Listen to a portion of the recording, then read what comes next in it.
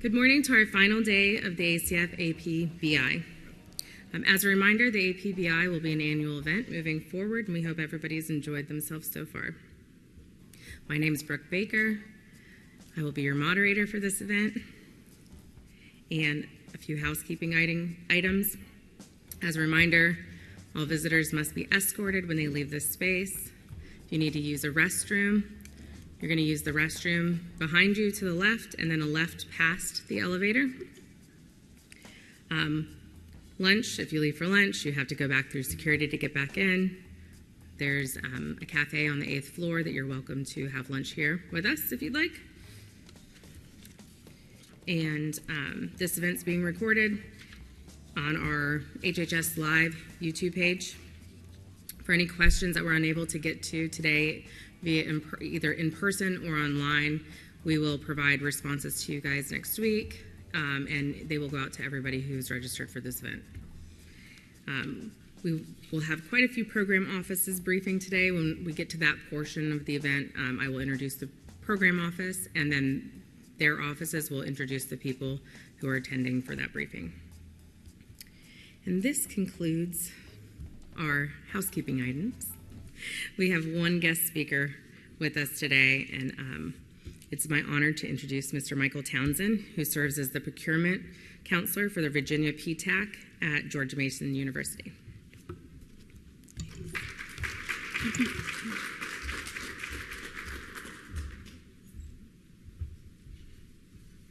Good morning, everyone. Come on. I just walked 10 blocks from a metro station. You all got to give me more than that. Good morning. Thank you. I appreciate HHS inviting me to speak here today. How many of you all are familiar with the Apex accelerators or PTACs in the room? Not that many of you. How many of you have used our services before? Okay, great. Go ahead and go to the next slide.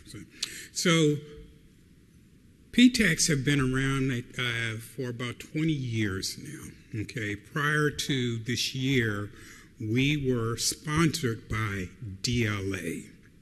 As of this year, we are now sponsored by the Department of Defense Small Business Office. We're here as an entry point counselor, guiders for those of you all who are trying to enter the federal market and you just haven't figured out what it is I need to do, what kind of certifications, systems, registrations. We're here to help build the industrial base. You can go ahead and go to the next slide for me, please. Again, the big word in the government now is DEI. You hear all of the small business initiatives that are going on. We're here to help strengthen and prepare the supply chain. Next slide, please. So for the PTAC, Virginia PTAC, okay, and PTAC stands for Procurement Technical Assistance Centers, okay, or you will hear us called Apex Accelerators as well. We're located in George Mason University. Okay, they are our sponsoring organization. We are all retired from industry, government, and we give back our time to counsel small businesses. Again, getting them to understand what it means to be business ready and procurement ready for the federal government market. We also counsel you on state and local government work as well as commercial as well. Next slide, please. We help you determine your suitability for contracting. Okay, we help make sure you're registered correctly in SAM and the SBA, DSBS system, and any other vendor databases for the government. We also help support you in getting your WOSV or HubZone or 8A, your disabled veteran or veteran certification as well. Next slide. We help you identify your market. Okay, I've been working with small businesses for many years and counseling them. And the first thing I ask them is, well, who are you targeting? And they'll tell me the federal government. The federal government. Okay? You have to be focused. So we help you get focused. You need to know what agencies buy what you are selling, whether it's a service or a product, okay? You need to know who the players are out there, small business and large business. Who are those primes? Who are winning these contracts? How is the government buying what you're selling, okay? We provide networking events as well, matchmaking events, and not only do we do some of these, we prepare you to go to them. Okay, and that's a very important key thing I hear from small businesses. You can go ahead and go to the next slide. That say, I went to this matchmaking event and I got nothing out of it. And my first question is, were you prepared to go? And I get that starry deer look, okay, because they weren't. They didn't understand what it meant to get prepared to go. You just can't show up at events like these. We help you identify bidding opportunities. We help you with proposal preparation. We help you with contract performance issues. Next slide, please. We help you prepare for audits, and we offer training as a PTAC client throughout the United States, and no matter where you're located, you need to associate with your local PTAC. And I think I'll have a slide coming up that'll show you how to identify that. But we provide training. As a PTAC member of the Virginia PTAC, the trainings that we provide, and they come from some of the best folks in the industry who provide this training, is free. Okay? Next slide, please. So if you want to find your local PTAC, go to www.aptac-us.org. It will help you locate where your local PTAC is, and will give you more information about the services that we provide. Next slide, please. So there are a couple of topics I want to talk about this morning. As you enter the federal market, two important things that you need to consider, and as we counsel you, these are the things that we help you with. The first one is being business ready. You can go ahead to the next slide. Is your business ready for federal government, state and local government, commercial contracting? Okay. Key things to consider. Are you registered? Are you a business? Not in your head, okay, but are you legally registered with a state? Are you an LLC? Are you an S Corp? Whatever you are. Do you have the appropriate licenses if you need them?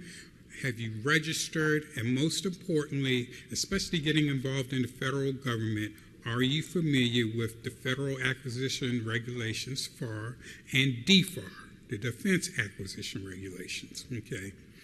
Financial stability. Are you ready to make this step? Okay. Do you have working capital? Do you need it? Do you have a financial management system capable of maintaining accurate financial records? Okay. That can be as simple as QuickBooks or some of the other products that are out there. Next slide, please. Do you have the capability to perform? Okay, if you win a contract or a subcontract tomorrow, can you deliver? Are you ready for it?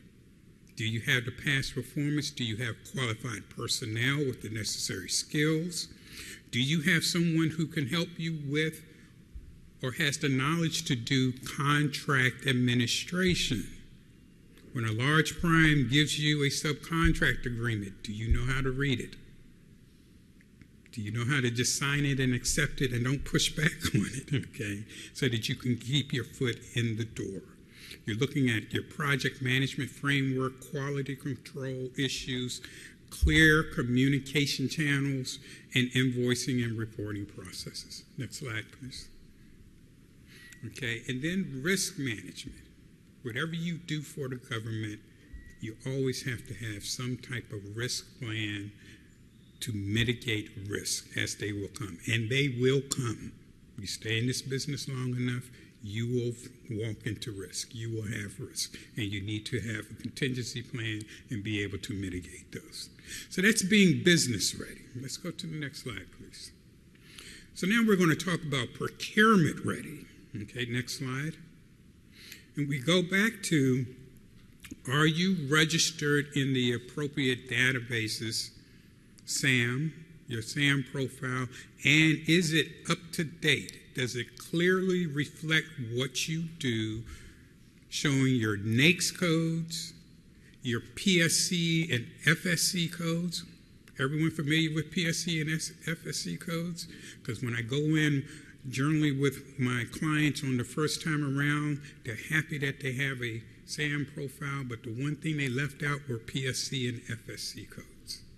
Okay, NAICS codes are very broad in telling someone what you do. The combination of the two, and if you look at a government contract, there's generally a NAICS code and a PSC code assigned to it. It narrows down to what you actually do. Okay. And if you're a small business, your SBA profile. To me, the SBA profile is even more important than your SAM profile. Your SAM profile, yes, you're registered with the government. That's how they can pay you. They know what your banking information is, things of that nature. But the SBA profile as a small business actually tells a buyer what you do. It needs to be complete. There's a section in there for you to put in a capability narrative that describes your capabilities, your products, your services. There are key words that you need to add to that profile so that it's searchable and that you find it. When I was in industry and I used that database on a daily basis to help my teams identify small businesses, going in and searching, I come up with a list of candidates, and I would skip the ones who didn't have a capability narrative because I couldn't tell what you did. And I didn't have time to do that research. Okay? So if you haven't looked at your DSBS profile in a while, I suggest you go out there and look at it. I suggest you look at it once a year anyway, because you have to renew your SAM profile. So at the same time you renew that SAM profile, update your SBA profile.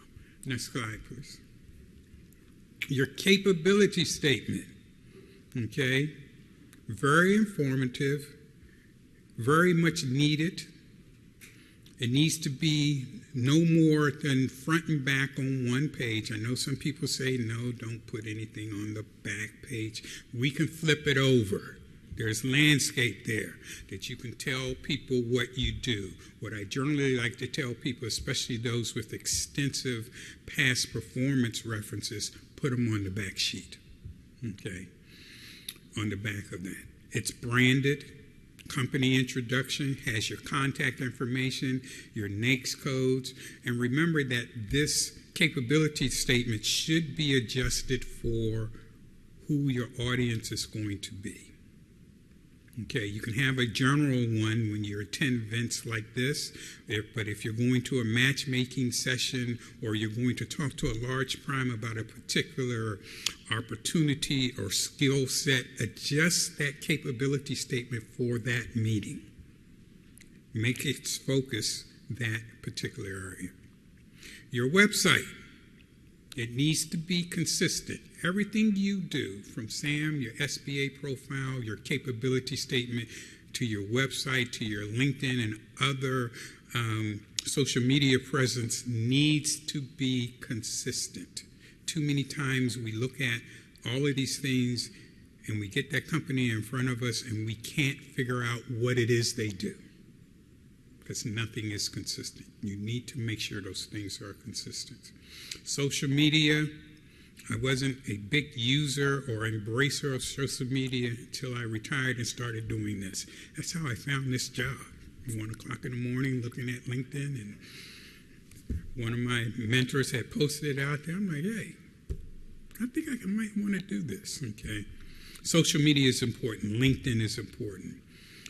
For your targeted agencies, I suggest on LinkedIn that you link with the small business office, the director of the small business office, and anyone else that you know of in that agency. Because if they're doing something, if they're having something, if they're doing an industry day like this, they announce it. They will tell you. Okay? And you'll probably the first time you'll see it is on LinkedIn. Next slide, please. Okay. After you have those things in place, then we talk about marketing and strategy for going to the federal market. Next slide, please. When I started working with small businesses as a counselor, very quickly I realized that they weren't prepared to do business development and marketing for the federal government. When I asked them who are they targeting, they couldn't tell me. Again, the government. Okay. Do you know if the government is buying what you're selling? Okay. Do you have an opportunity lead process, pipeline development process, a capture strategy? These are the things. So I started putting them through this exercise. You can go to the next slide. Okay, of developing a business development and marketing plan. This is different than your business plan that you set up or that you should have set up when you started your business. This plan tells you who, what, when, how, why, where you're doing business development. Okay? I ask you to have specific targets, specific agencies, sub-agencies that you are going to market. I don't care if it's one, okay? And depending on how big you are, I may caution you on having too many of them because you don't have the bandwidth to market effectively all of those. Okay, but I'm looking for you to identify those targets. Do you know their mission? Do you know their organization? Do you have key contacts for them, especially the small business office, to help you get your foot in the door? Do you understand their budget and their procurement process? Within that agency, within the areas you're trying to market, who are the sponsors and the influencers? Who are the top players? They can be your competitors one day, your teammates the next day, so they're competimates, okay?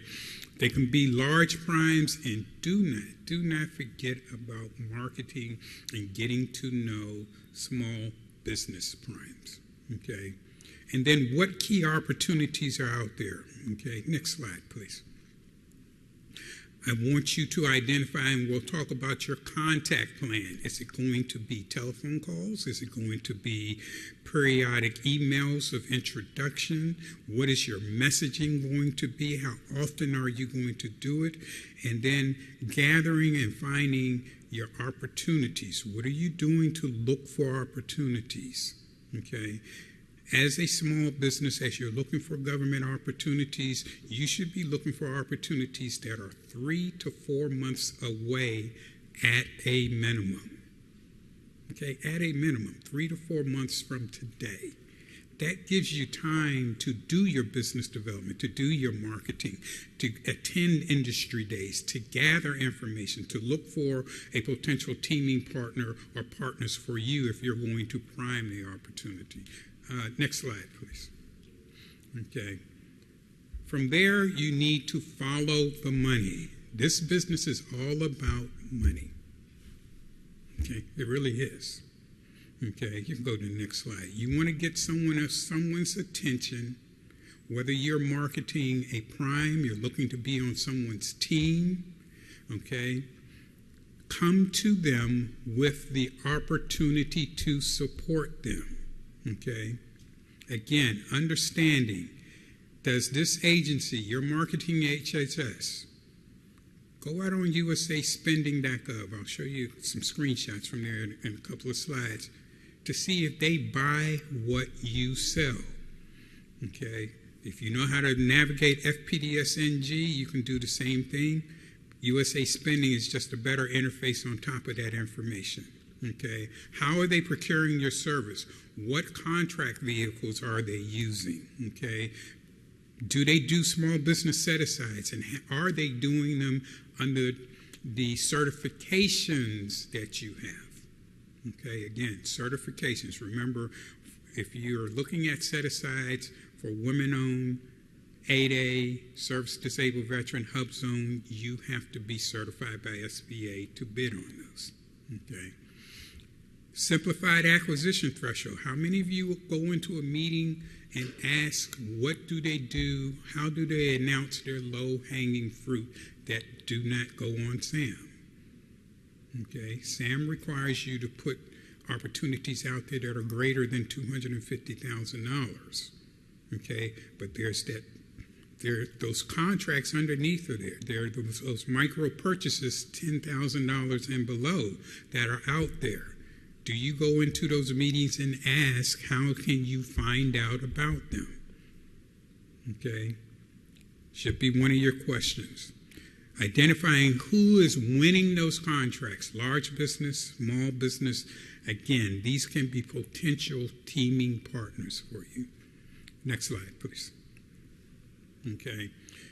This is just a quick screenshot of usaspending.gov. If you haven't been out to that website, it's one of the best websites out there, in my opinion, to get government aid information. When you go to the website, go to the search and use the advanced search function. Next slide, please. And it will present you with a menu where you can set your filters. Okay, your result set is to the right. Go to the next slide. You can take that result set and break it down into the agencies and the sub-agencies that reflect what was in the first tab there. You can look and see where the awards are being awarded, where they're being functioned. It is a great site, and you can download all of this data as well. Next slide, please. Okay. Government forecast. How many of you follow your agency's government forecast and know where to find it? Okay. I see a few hands, some of you. Okay, I see you. Okay. You generally can find it on the small business website for that agency or at acquisition.gov. The opportunities out there, if they are up to date, should be there listed for the current fiscal year. Some of the sites are very sophisticated in how they do it. It's a dynamic search engine, so you can go in and filter on keywords, NAICS codes, or whatever to drill down to opportunities that reflect your capabilities or whatever you're selling. Some of them are just simple downloadable Excel spreadsheets. In the past, I have seen some that are just PDF files, but they're out there. They're generally updated between September and January. Okay, so if you go out in September, you're still seeing the previous fiscal year opportunities. Give them a couple of months, it will get updated. Next slide, please. Okay, this is the screenshot from acquisition.gov. There's a clickable box there to go to procurement forecast. Next slide. SAM.gov. Now, SAM is good. It's full of information. I won't knock SAM, okay, because I've learned how to use it, okay? Okay, I see people shaking their head. Go ahead and go to the next slide. But when you go to SAM, again, on the first page, once you log in, make sure you log in first. But when you go to SAM, use the advanced search feature as well. Let's go to the next slide, please, because it will provide you with the ability to set filters as well. Okay. Now, if the first time you're seeing an opportunity is on SAM, you're too late. You are too late. I like to counsel my clients, small business clients, in doing proactive business development. That's why I'm asking you to look for opportunities that are 3-4 months away at a minimum. The bigger the opportunity, you even want more time than that. The first time you see something on SAM, you're being reactive. You're looking at it, you're like, I think I can bid this, I think I want to win this, but you don't know anything about it. Now, can you win work like that? Has it been done? Sure. Okay? But don't you want to better your chances doing proactive business development? Use SAM to find, especially if you're bidding a recompete on something, use SAM, go down all the way down to the bottom on that On the filter, there's a box down, the very last box down there, you can check for inactive, because anything that's already been awarded may be in an inactive status. I think Sam holds on to RFPs and announcements and things for up to 5 to 7 years. So you may be able to find the previous RFP to help you as you're putting together your current response. Next slide, please. Other sites that are out there that you can find procurement information, GCS eLibrary, where you can do searches on that as well. Next slide, please. It's just a screenshot of eLibrary. Next slide, please. DLA DIBs, if you're selling commodities and things that can be used by the war fighters, medical supplies, whatever. Okay, DLA DIBs is the site that you want to be on as well. There are the links for it. Next slide, please. There's the screenshot, the opening screenshot for DLA DIBs. Next slide, please. As a PTAC member, and I believe this service is offered by all of the PTACs in the United States, we have a service called Bid Match Service. This is a subscription service that costs $150 a year. Okay, $150 a year. It is a scraper tool. We will work with you, help you put together your search profile. We generally use your PSC codes and your keywords off of your SBA profile. Okay, you can put in NAICS codes, but when we put in NAICS codes in, there's even a warning in there not to use NAICS codes because they're so broad.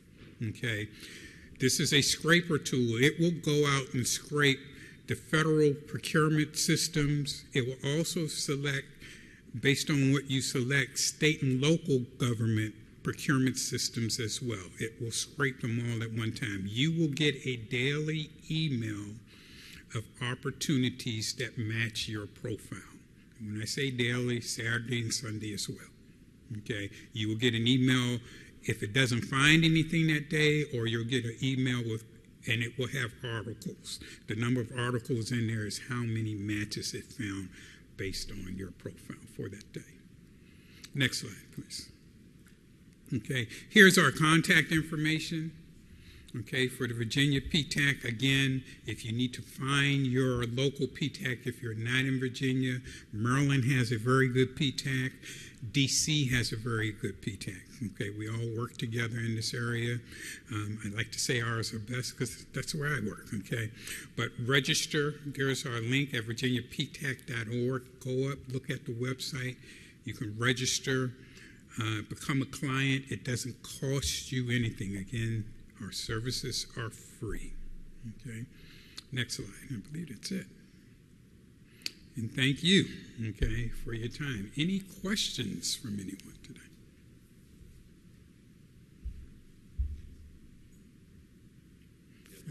Okay, we have one coming. There's a mic on either side of the room.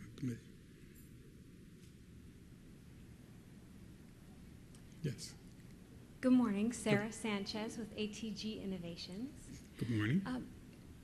Do you tend to find, based on the various PTACs, would the Virginia DC have more understanding, more just kind of guidance related to things for the federal government versus, say, using a PTAC that is in, Missouri or Nevada, those kinds of things? That's a good question. We get that all the time. Because we are here, yes. Because our expertise comes from, former federal government or industry people who have been doing this and living this and breathing this for many years, I would say yes, because we are closer to it. Doesn't mean that you can't get good service from your PTAC somewhere else that's not in a metropolitan or a government area like this, but yes. Good and question. If I may, just one follow-up. So, for example, our company, our headquarters is in Virginia, but we do have an office in Kansas City. So would that allow us to then leverage the Virginia Yes. PTAC? If your headquarters is here, yes. Okay, thank you. Thank you. Yes. Good morning. I'm Jen Harlow from Magellan Federal. And in the beginning of the presentation, you mentioned that larger businesses would benefit from attending PTAC events. Can you give me an example of that? And is there any opportunities for sort of like the matchmaking between large, medium to large, with small business? Yes. So, a couple of things for large businesses. Remember, we have a pool of small businesses that we are counseling, that we are getting prepared for federal government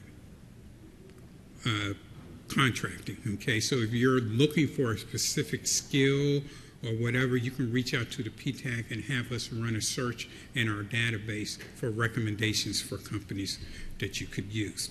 Secondly, yes, matter of fact, May 22nd, the Virginia PTAC is having their spring conference. This is commercial, everyone, so you should be writing. Spring conference is May 22nd. It's at the George Mason University campus in Arlington. Metro stop is right there. The first part of the day will be training sessions. We'll have some government speakers, dynamic keynote address, and then the afternoon we are doing matchmaking. So if you're a large business and you want to participate in the matchmaking, if you go up onto our website and go to our training calendar, you will find a registration, or see me after this event. I do have to leave because I have to go to another event, but I'll be here for about another half an hour or so, and I'll give you my card and reach out to me, and I'll make sure you get contacted with the person who's setting it up. Okay? Thank you. Yes, sir. Kevin Hamer from ACF Technology. We've been tremendous beneficiaries of the Mason Small Business Development Center. Excellent. So, and they offer the same kind of free counseling. Could you talk a little bit about what the full service between PTAC and the Mason? It's a tremendous resource. Excellent. Thank you. Great question. So, there are two organizations. We are sister brother organizations. There is the Mason Small Business Development Center. So if you're just getting started, okay, you woke up today and said, I want to start a business, but I don't know how to get started. You want to go to the Small Business Development Center. They are there to help you through those startup things, okay, your business plan, helping identify sources of capital if you need it, okay, helping you get incorporated or having the correct business organization. That's what their role is. They also provide trainings, speakers, free training as well. At the PTAC, we like to take on clients who have at least been in business 1 to 2 years at a minimum. Every once in a while, we get someone who's just starting. But generally, our clients have been in business 1 to 2 years and have decided, hey, I want to do federal government contracting. Okay. We do events together. Last year, we did an entire 3-month cohort with the Department of Energy. Okay, virtual cohort, providing them with training in all aspects of doing federal government contracting. So, okay, anyone else? Yes, sir. Can you get on the microphone, because we have people virtually as well, so they can't hear.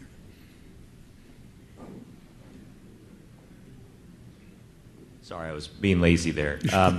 So the bid managed service that y'all provide, is that specific to an AOR, or is that going to pull from all AORs, both CONUS and OCONUS? It's going to pull from everywhere. So it's going to pull from all federal government procurement systems, not just FedBizOps, but there are other procurement systems out there that the federal government uses, with the exception of anything from the intel community. Okay, it won't pull from that.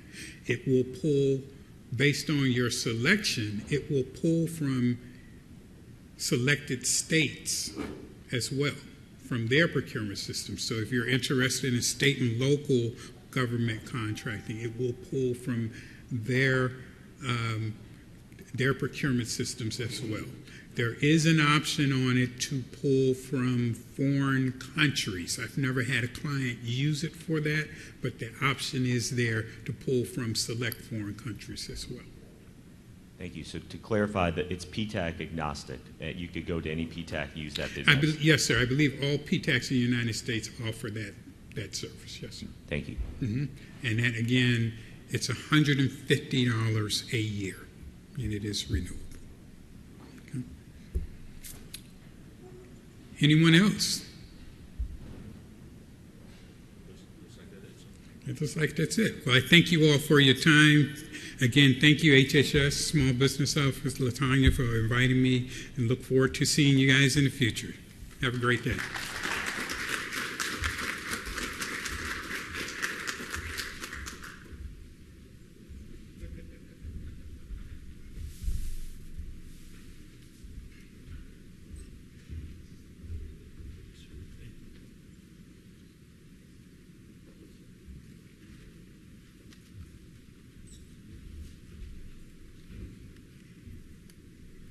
Okay, it's my pleasure to now announce our first mission partner to come to the stage.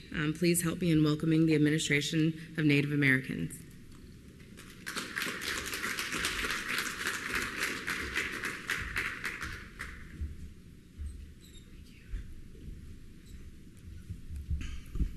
Good morning, Yat E Bine, She Hope MacDonald Lone Tree and Shia. Torachini Nishle, Hashkahat Zahoba Shashin, Naaslane Edishache, Ado Batane Edishanelle. I am so happy to be here today because contracting is a big part of what we do at ANA, and meaning the services that we need. So I'm really excited that you have decided to join us. And for those of you who are online, I hope that you are able to connect and reach out to us if you have any questions. And so I'm going to tell you a little bit about myself, about ANA, and I don't want anyone to ask me any trick questions because I've only been here a couple of years, but I definitely will make sure that I get you the right answers if I cannot answer them today. So a little bit about me, and then I'll talk about the program. I've been here a couple of years as the Deputy Commissioner at the Administration for Native Americans. Our program is housed under the Administration for Children and Families at HHS, and we are we are part of the Human Service Program. So at ACF, if you are not familiar, you have Head Start, Child Care, TANF, all of the wonderful human service programs that serve our communities. And within that, we are with that family, and we are the Administration for Native Americans. Our program really got started in 1974. And it came from a very successful effort. But before I tell you about the history, before I came to ANA, I was a consultant for U.S. Department of Justice for nearly a decade. Before that, I served as an elected tribal councilwoman for 8 years as well. And so that's the perspective that I bring to ANA, and that's the lens that I use in everything that we look at and that we develop here at ANA. We just also have received finally our confirmed commissioner, Patrice Kunish, and so she is really just been here for 2 months. So we're excited that she's taken the lead and is now the face of ANA. So back to the Administration for Native Americans. Back during the War on Poverty, the president had enlisted Sergeant Shriver. Sergeant Shriver had this wonderful program called the Office of Economic Opportunity. And they were doing a lot of great work disseminating grants across the country, and that included tribal communities. They did such a fantastic job. It was very successful. And how do I know? Because my father worked with Sergeant Shriver during the early 70s to make sure that these late 60s and early 70s to get these grants out on the ground. So from those grants that were provided to ANA early in the late 60s and early 70s have created long-standing programs that still exist, not just on Navajo, but across Indian country. So they were very successful. Sergeant Shriver and other tribal leaders went to Congress and said, this is a great thing to help us get on our feet and establish needed programs in our communities. So they convinced Congress, and Congress passed a bill called the Native American Programs Act, and that established the Administration for Native Americans. And they've had many, many decades of success of really working towards the socioeconomic well-being of communities across the country, of tribal communities. It expanded to also include Native Hawaiian and Pacific Islanders. So although we are here at the nation's capital, we are serving people across the country all the way out to the Mariana Islands. And that's a wonderful thing. And that's where you all come in. That's where our contractors come in, is making sure that we're able to have that level of service, that expansive level of service across the geographic areas, so that we can make sure that we are in the communities, we're able to respond. So let me tell you a little bit about the mission. The mission of ANA is to promote the goal, and this is what came through the Native American Programs Act, is to promote the goal of self-sufficiency and cultural preservation for Native Americans. And we provide social and economic development opportunities through financial assistance, which we all know as grants, and training and technical assistance to eligible tribes and Native American communities. And I mentioned Alaska Natives, Native Hawaiians, and Pacific Islanders, and organizations. And ANA has funded projects that are community-based. That means that not one of our grants looks the same. They are based on the needs in each of these communities, what they see is going to be necessary to help them. So they're very different. They're awesome and incredible creative programs that we are so happy to provide seed money. All the travels that I do throughout the country and speak at conferences, people are excited and even get emotional about the impact that these projects have had in their communities. So I'm really excited that we're able to have that kind of effect in with the children, families, neighborhoods, and tribal nations that we serve. We also have priorities by the administration, and so I think we're at ANA priorities, and these are the ones that we are working on currently. Some of them are long-standing, like economic development and mobility. Others really are going to be what we are asked to work on for this administration, and that is behavioral health. Tribal Flexibilities is really working with tribal leaders to figure out what are the best ways that we can get them the fund. They can access funding and utilize it that is going to fit their community best. Also, missing and murdered Indigenous people, and equity. And I think everyone is familiar about the wave of equity efforts across the country. And so this is something very important for us, because at ANA we want to make sure that everyone that we work with, our peers at the federal government, contractors, know why we have to have certain relationship with tribes. There is a specific distinction, and that is based on our treaties and executive orders that establish and tribal nations signed with the U.S. government. So that's the importance for us of equity. So moving on to the next slide, contract information. In fiscal year 22, we obligated over $7 million for 6 contracts, and most contracts are severable work. And ANA contracts are spread out among the various OGC programs, Office of Acquisition Management Services, which is formerly PSC, and NIH. And I will tell you that the 2 years that I've been here, it's a web to navigate this process, but knowing that at the Administration for Native Americans, we highly depend on our contractors. So this is a necessary process, but we really are looking and always need to make sure that we have the level of skill and the manpower to serve the communities that we are serving. Most contracts were awarded for base plus 4 option years. So we have some that have been very long-term who have provided significant support to our office. ANA expects to award new contracts in fiscal year 2024.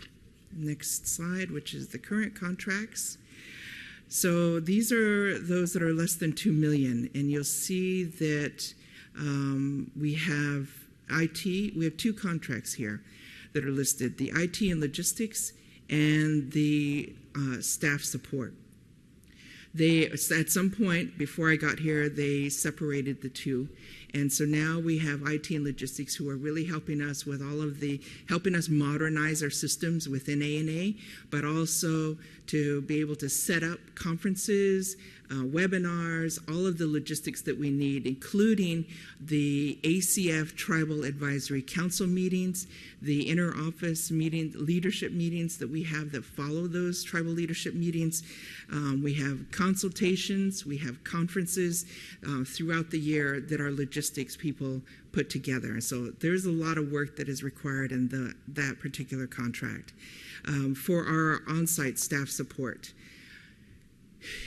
at least half of our staff are contractors. And so they provide support, including administrative support, to the Office of the Commissioner, to our programs, our grant programs, as well as our planning and evaluation programs, and they help us. High levels, we need highly skilled people who can write, communicate, have government experience, be able to utilize the government systems that we have. If you have some kind of knowledge, that's way better than us taking the time to train. And it is a very fast-paced office.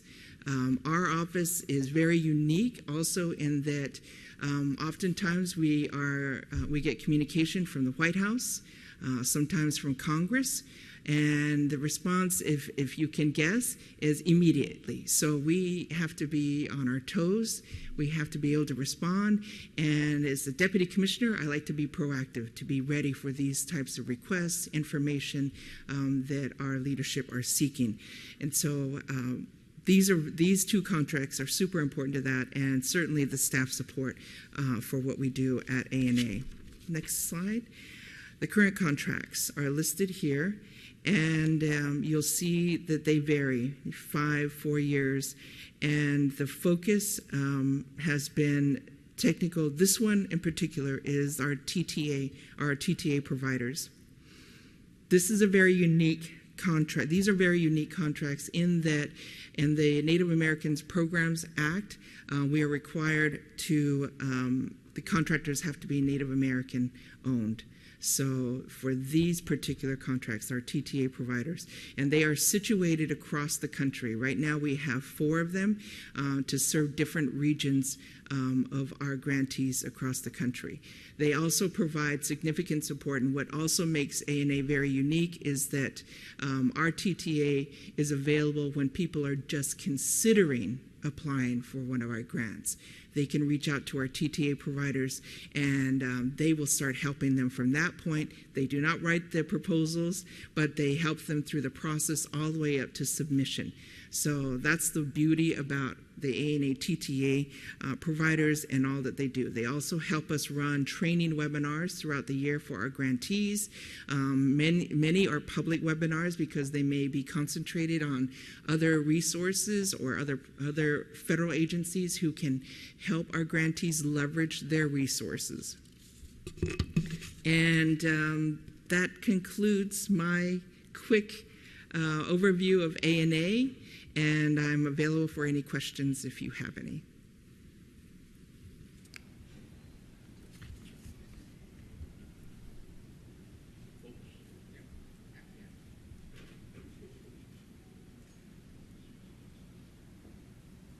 Good morning. ACF Technology, we're a tribal-owned 8A. A question is, where do what sources do you use for your procurements? Do they run through GSA, so the contract you have today, where are you using, what vehicles are you using to source those contracts? We, through our new partner, Kenyatta, we have a very close relationship with him and their office to make sure that we are working with them to reach out to their sources. But we also work closely with Commerce and the Small Business Association to make sure that we are working with the 8A companies there and Native-owned companies. So we are definitely a part of those and make sure. What we also want and need to do, and this is our conversation with SBA, is to make sure that we're helping to build their resource lists as well. Thank you. Yeah.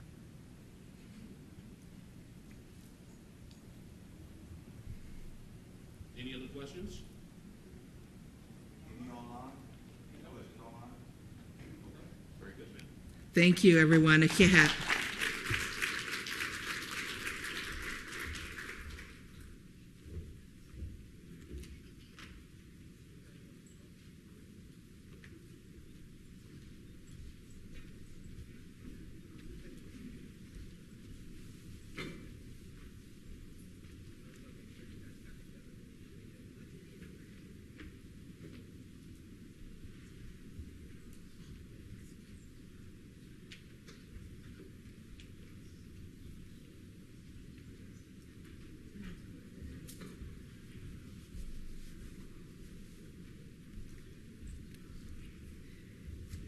Great.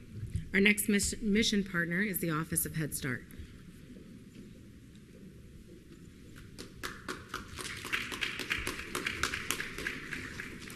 Good morning. Good morning. I think there are folks both in the room and online. It is wonderful to be with you this morning, and more wonderful to share with you more information about our wonderful Head Start program. My name is Shauna Pinkney. I'm the Associate Deputy Director of our office. I am joined by Shannon Griffin, who is our Contracts Division Director. So I'll just spend a few time sharing with you more about our agency, and then Shannon will go into more detail about our contracts.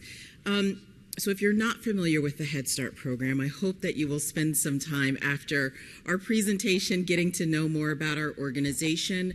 Our mission is to provide the highest quality early childhood education services for eligible children and families to prepare them for success in school and in life. I think the next slide. We were established in 1965, and next week we will celebrate our 58th Head Start birthday.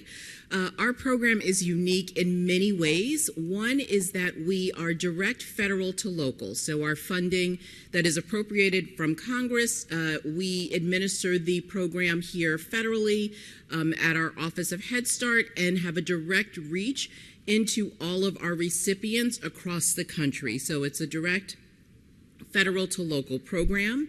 We are also unique in that in addition to providing early childhood education, we also provide comprehensive services to the children and the families that we serve. And I'll share more about what it means to be a comprehensive service provider. We are proud of the requirement to have family participation in our programs so that we really are supporting the whole family in making a pathway for success for school and life for our families. Head Start and Early Head Start services are provided at no cost to the families that we serve. And again, those are for eligible children and families based on their income and other categorical eligibility requirements. The majority of our programming, our Head Start and Early Head Start programming, is provided in what you would consider a traditional center-based service, so in a traditional building, classroom setting. We also provide services in what we call a home-based model, so where we go into homes where families are living to support their family and their children.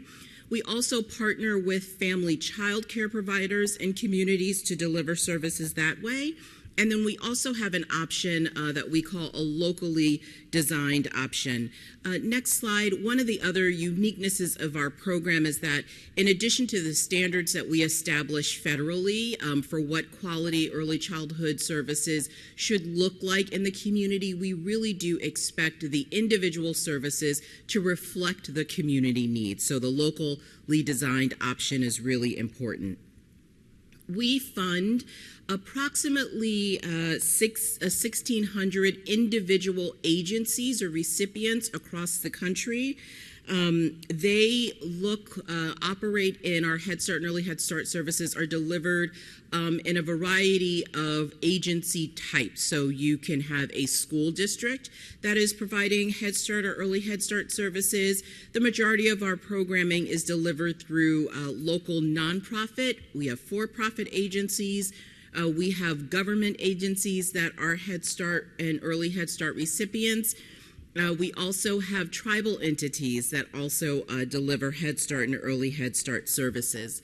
Here at the federal level and at the national level, we support our program through our 10 geographical regions and 2 regions that are focused on specific populations. So we are headquartered here in DC. We have our 10 geographic regions, as I just mentioned, and then we also have an American Indian Alaska Native program. I know that Hope was just here sharing with you. And then we also have our Migrant and Seasonal Head Start program regional office as well. Our Migrant and Seasonal program serves our migrating families and our seasonal farm working families as well. Next slide. Our largest program is our Head Start program. Our Head Start program serves children from the age of 3 to the age that they are ready to enter kindergarten. So that is usually the age of 5.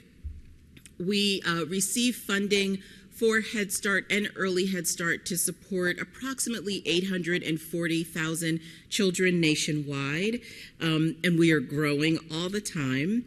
Our Early Head Start program supports our youngest children. So in Early Head Start, we support parents in their prenatal care for children, preparing for their child, and then we support the child from birth to the age of 3. So we also call it our infant and toddler program as well. Next slide. I shared a little bit about the unique nature of our program providing comprehensive services.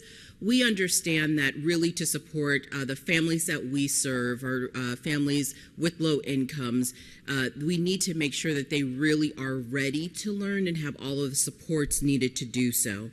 So in addition to early learning development, we also provide social and emotional support, health, mental health, wellness, and well-being.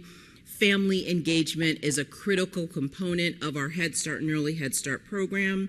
We also have early intervention and inclusion services for children with disabilities, and we also partner in the community with local school districts as well. I want to share a little bit more, particularly for this group. Next slide, please, about our comprehensive services and training and technical assistance division. Just lifting up that division in our office more specifically. In our law, the Head Start Act, we are required to provide, set aside a certain percentage of our funding to support training and technical assistance directly to our local Head Start and Early Head Start recipients. So we have a division that is dedicated to this effort. We also like to think of our comprehensive services and T&TA division as the heart of our organization, really supporting the strong comprehensive services and early learning for our program. Here you'll see the types of areas that this division supports. I hope you'll also notice the close alignment with the comprehensive services requirement in our Head Start Act as well. I certainly won't read all of these to you, but just pointing out here, in addition to the other comprehensive services that I mentioned, we have an area of focus on program management and fiscal operations, so really more thinking about the operational components that support our Head Start and Early Head Start agencies, services to children with disabilities, and also a strong focus on the cultural and linguistic responsiveness needs for the children and families that we serve. Next slide. When we think about our training and technical assistance delivery in our office, it really is delivered through a system, which is what this graphic shows. Our system offers training, group instruction, that can be delivered either in person or online. We have a strong online component as well. Let me use this as an opportunity. I'm going to spell this out slowly. If you have an opportunity to visit our wonderful website, wonderful and very robust website, I would encourage you to do so. It is the ECLKC, or the Early Learning Childhood Knowledge Center, ECLKC, or eClick. If you just Google that, you'll find a lot of information on our training and technical assistance. We also target training and technical assistance as consulting for individuals or programs. Again, that can be delivered in a variety of modalities. And then, as I indicated before, we have a specific call out in our law and our statute for training and technical assistance funding, that approximately 2.5% of our appropriation is specifically targeted to our training and technical assistance efforts. Next slide. We also have established what we call national centers. These are funded through cooperative agreements, but also a really key part of our training and technical assistance system. Our 4 national centers are listed here. Our largest center is our Early Childhood Development Teaching and Learning Center. Health, behavioral health, and safety. We also have parent, family, and community engagement. And then finally, our Center on Program Management and Fiscal Operations. Again, a key part of our Training and Technical Assistance Center. And then the last thing I will leave you with before turning it over to Shannon is just reminding folks about our next slide, our strong grounding in what we call our Head Start performance standards that for us are the regulations that really continue to guide the strong high quality services that we deliver to children and families around the country. I will turn it over to Shannon.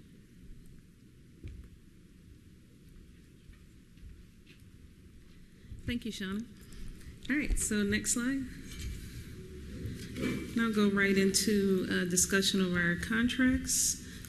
And my name is Shannon Griffin. I am the director for the Division of Contracts for the Office of Head Start. I just joined the organization in July of last year, so happy to be serving the program and all of our children and families that we support. All right, so in terms of the Head Start contracts portfolio, the Division of Contracts oversees the program's entire contract portfolio from a program management perspective. And so our portfolio consists of contracts that support our congressional mandates that Shauna spoke of in terms of the Head Start Act and all of the things required by statute to implement the program. So our TNTA system that she discussed, and also our Head Start monitoring system, which helps monitor all of the compliance of the actual programs. In addition, we have various contracts that support the business needs of the Head Start program, to include our Head Start Enterprise System, our Head Start Information and Communication Center, which also includes our official website, which Shauna mentioned, which was our Early Childhood Learning and Knowledge Center of the ECLKC. Next slide. And so on a whole, I'm responsible for leading the group in helping to manage our portfolio of about 40 contracts for the Office of Head Start, which are valued at approximately $757 million. And with the support of our contracting officers representatives within our central office here in DC, as well as across all of our 12 regions with about 57 cores, we support all of the 40 contracts. And then let's see here. So as she mentioned, we have contracts for services rendered in all of the 12 regions, and I won't read them all, but I'm sure you're all very familiar. So next slide. Next slide, please. All right, so getting into our forecast for the remainder of FY23 as well as fiscal year 24. Next slide, please.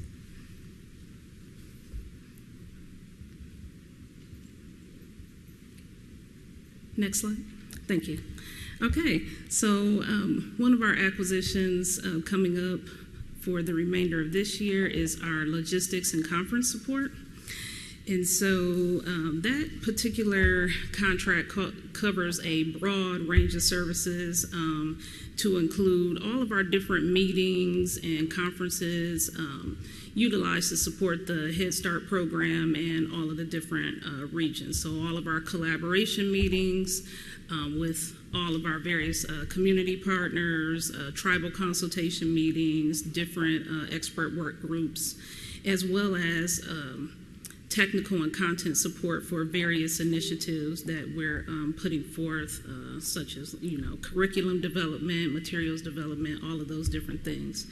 And so this contract provides support to also do some things like data collection and analysis and evaluation of all of that data. And so it's currently with our contractor, Guardians of Honor, and it expires in September of 2023. And so it'll be going forth with a recompete.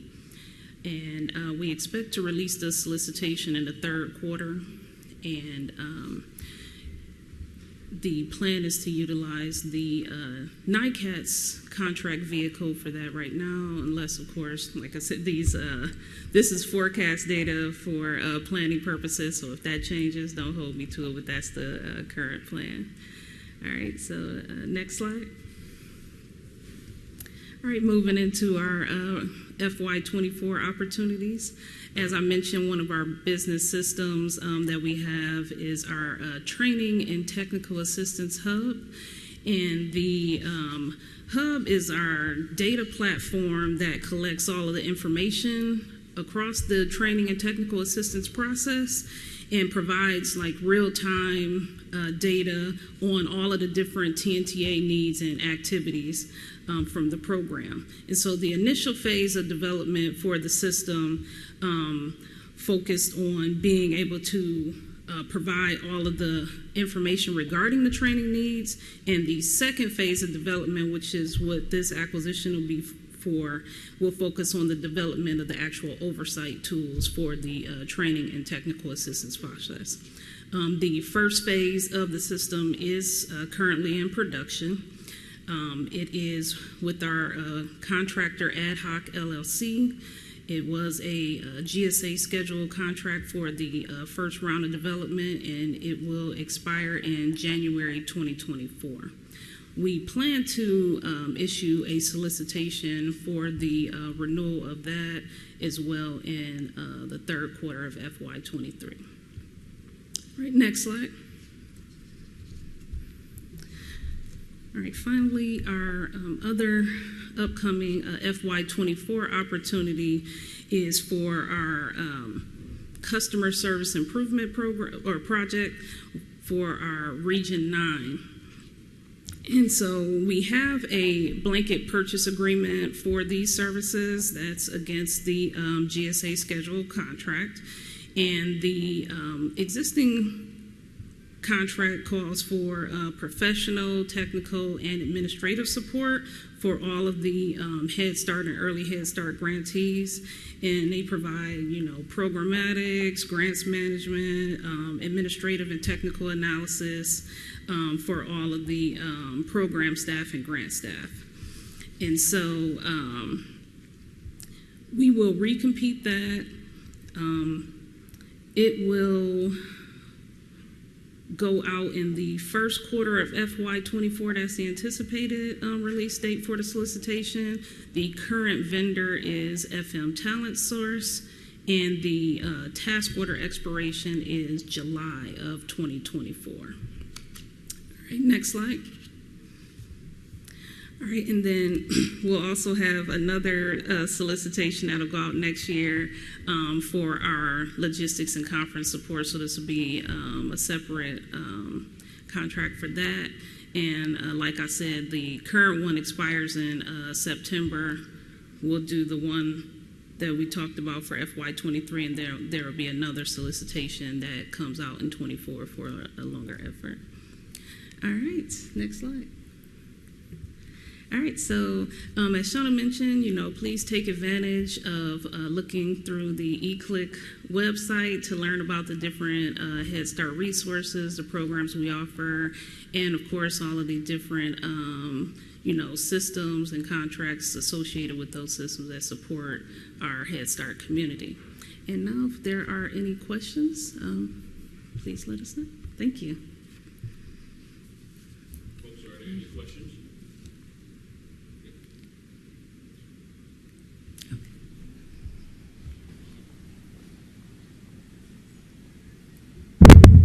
Sorry. Good morning. I'm Ventree Stanford from FM Talent. And the question that I have is that we've noticed that the contracts go out to the 23-24 year in the customer support area. Are they going to continue to be shorter or longer? Because I know you all make such an investment in bidding these out. And just wondering if there's a particular direction that you're going with them. So the goal is always to try to make them as long as possible, depending on the circumstances going on at the time, whether it be different reviews, policies, other stuff going on that may dictate a shorter time frame, but the goal is generally to have them as long as possible because like you said, we utilize a lot of resources from our side as well as our industry partner side to go through the source selection, so we definitely don't try to go through that often if we can help it. So yes. Any others? No, it's just that the other part is I know that you all do magnificent work in Head Start. Thank you. We love it.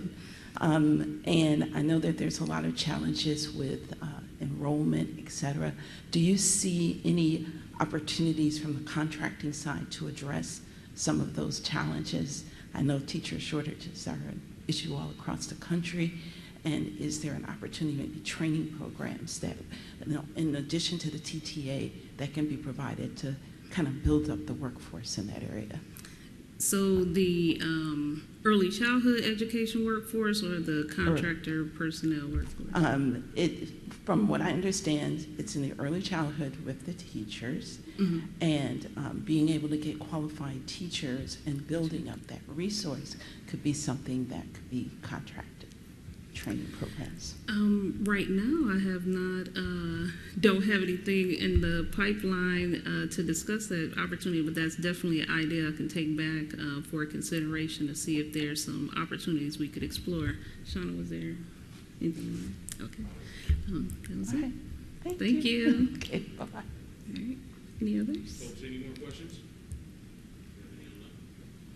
All right, well, thank you, and thanks to GCS for inviting us today, and thanks to each of you for joining us as well.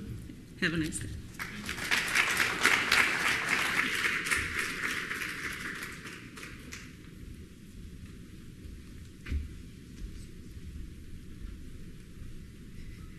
Okay, we're going to take a quick break, let you guys stretch your legs a little bit and mingle until our next mission partner comes for a briefing. Okay?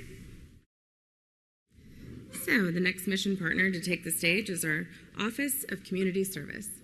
Thanks. Good morning. Good morning. Hello, my name is Janelle George, and I'm the Deputy Director of the Office of Community Services. I'd like to start off just by thanking GCS for inviting us. It's a pleasure when we can engage with the community and the entities and organizations that help to support our mission and work. So thank you, too, for coming out. On behalf of our OCS Director, Dr. Laniqua Howard, I want to tell you just a little bit about the Office of Community Services, or OCS, who we are, what we do, and how you can help to contribute to the OCS mission. So I'll start by letting you know that OCS does partner with states, territories, tribes, nonprofit organizations, and local entities to work to eliminate the causes and conditions of poverty.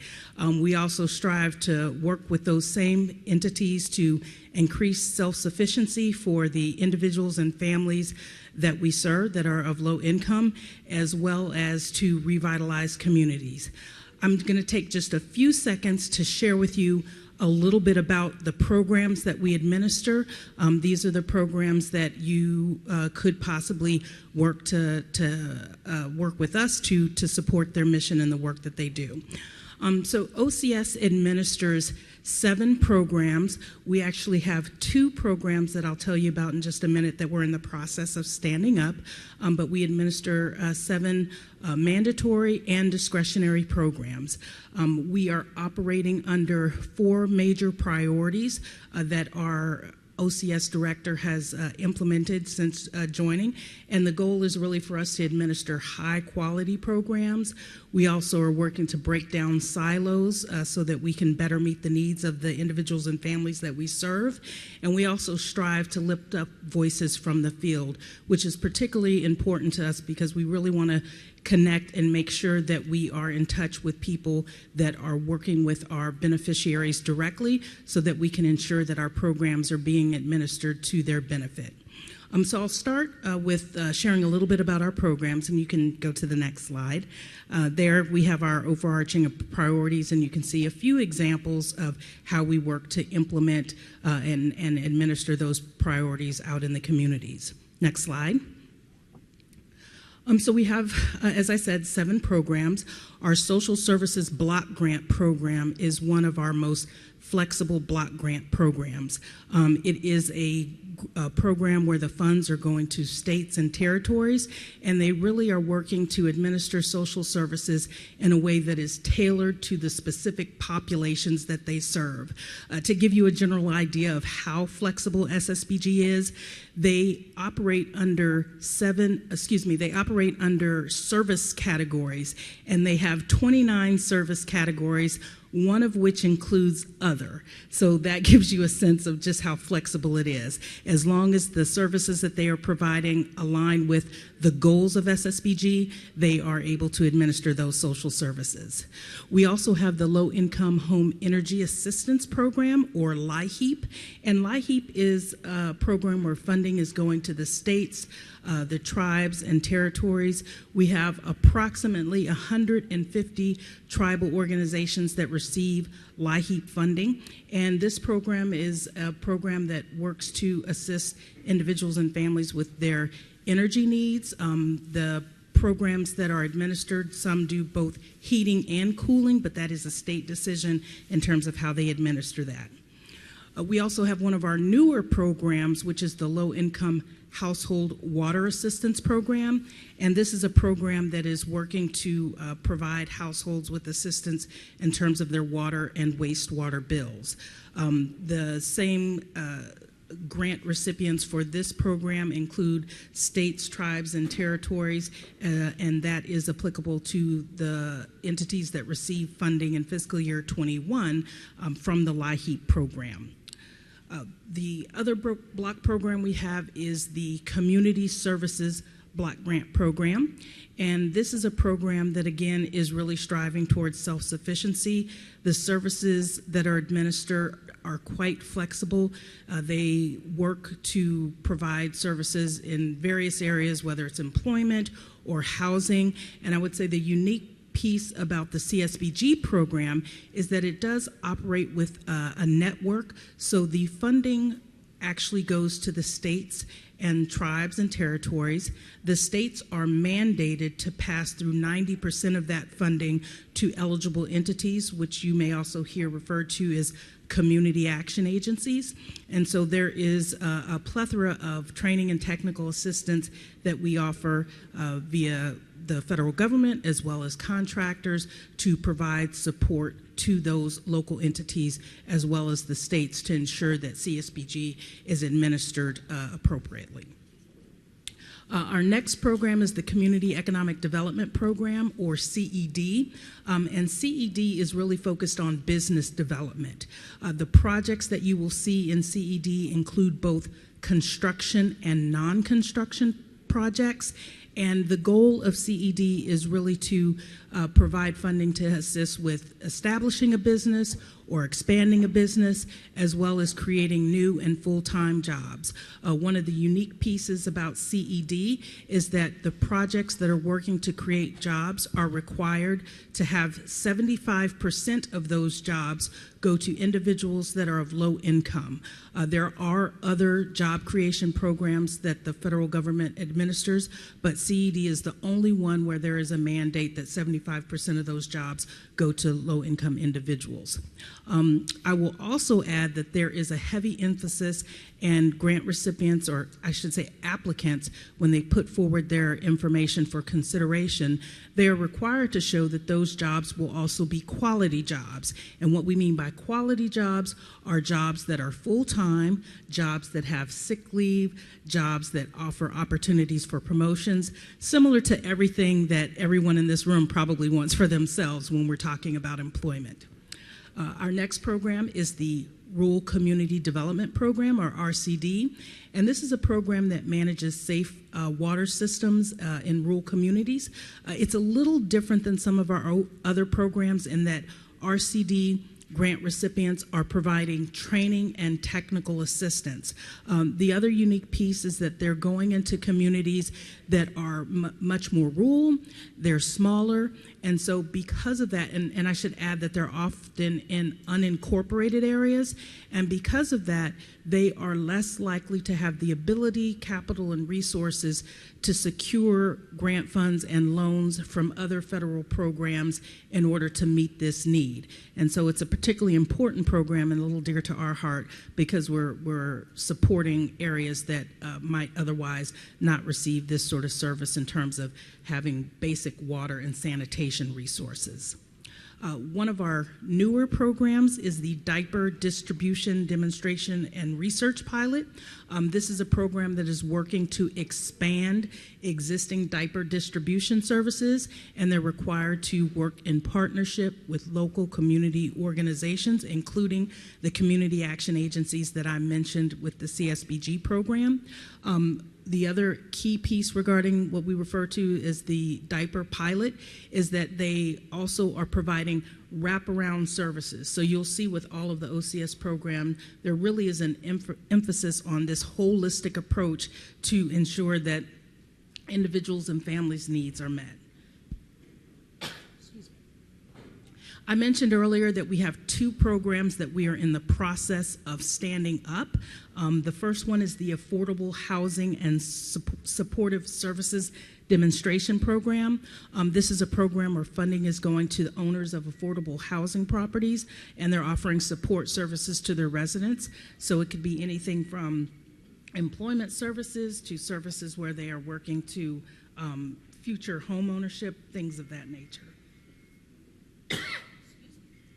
And the last program that I mentioned, because I know you want to hear about the acquisitions, is the Medical Legal Partnerships. This is another program we're standing up, and this is supporting, building, and expanding and strengthening the existing MOPs and really just increasing capacity.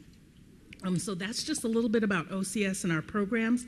My colleague Karen Harris is going to talk about our current contracts and share with you a little bit about the key services where contracts and contractors can support our mission. Karen?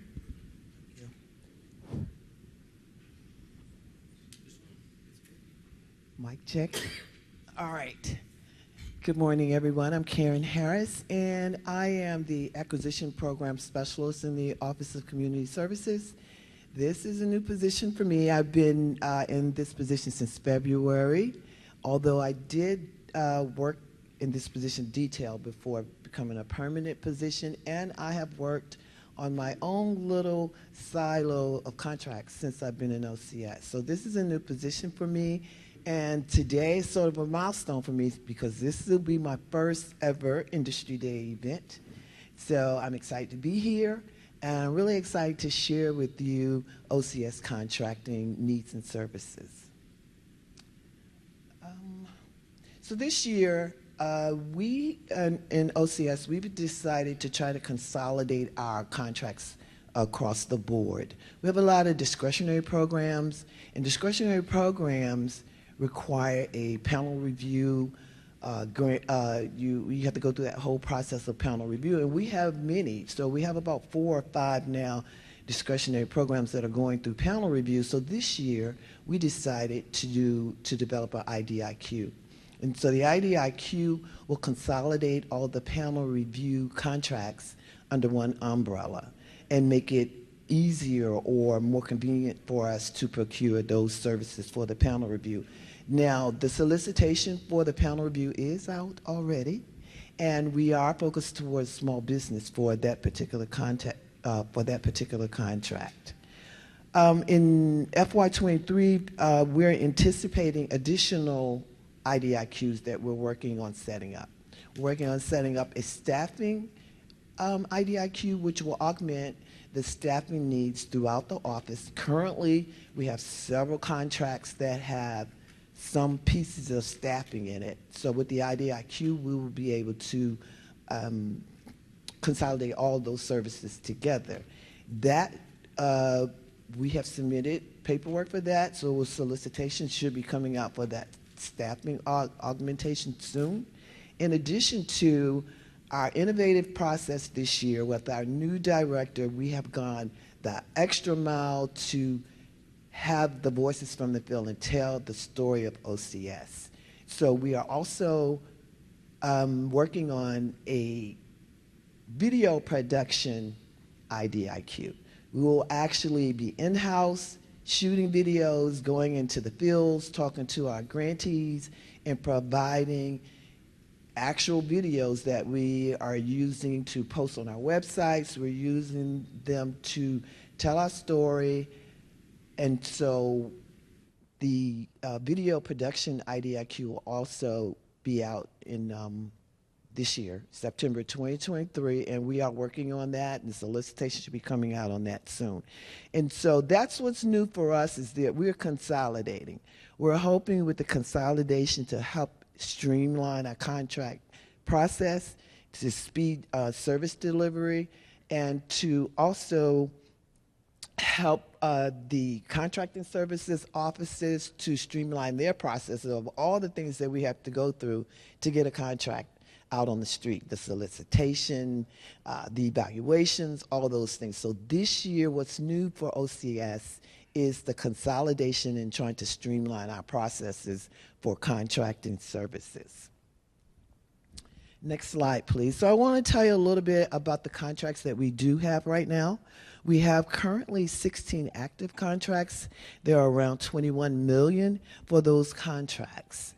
I said I was or wasn't going to go through each one of them, but I'll go through them a little bit. In our SSBG program, we do provide technical assistance to the SSBG participants, and that's what that contract is. I cannot see that slide. I'm going to have to put my glasses on to see far away. Okay, so that contract is around $350,000, and it expires in 2025. Our LIWAP program, of course, is the program that's providing assistance for water participants and so with that contract, we're providing a lot of contract services. We have staffing in that contract who work directly with the LIWAP program. They may work directly with the LIWAP participants. We need, in that particular program, we need people with subject matter expertise to talk about things associated with the water programs. That contract is about $4 million, and it's scheduled to end this year. At this time, I don't believe that we are extending that contract. Who knows, though? It could change. In the LIHEAP program, that's a heating and energy assistance program. Also there, the contracts provide staffing. Those folks also need some type of subject matter expertise to support that program, talking about organizations that provide water assistance to communities.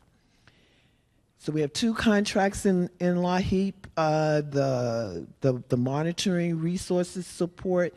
They actually go out and monitor the programs, make sure all the dollars are being spent or as they were appropriately allocated. And then we have the LAHEAP support system, which supports the clearinghouse and the place, the data where we have all our data stored for the LAHEAP program. Next slide, please. Our CSBG program has a particular contract just for tribal organizations. Right now, that's under a small business, and that small business has subject matter expertise in working with tribal organizations, providing them support for their social service programs. And also, we have a website contract for CSBG, and they provide support and training and technical assistance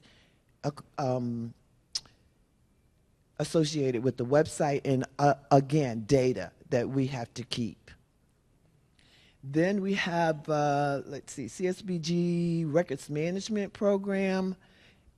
Same thing. They are providing support in keeping our records, filing them, all kind of, all of our records, and there are lots of them. So the records contract provides us support personnel for doing that work. Next slide, please. Our CED program provides technical assistance to CED grantees. Not only do they provide technical assistance to the grantees, they provide technical assistance to the OCS office. They help us with our website, any kind of documents that need to go out to the grantees.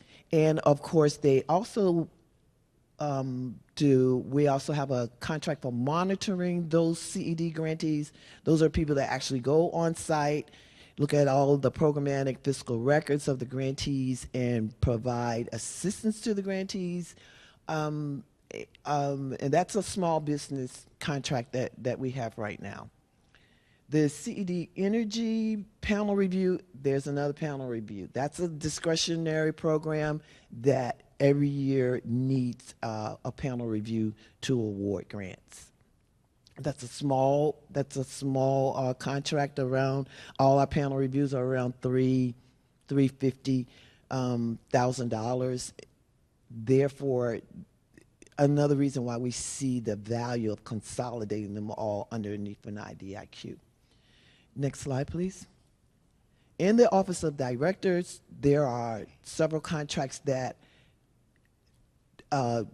indirectly support the program, but mostly support the whole office. The video contract was underneath that umbrella. And then there you see another panel review contract under there.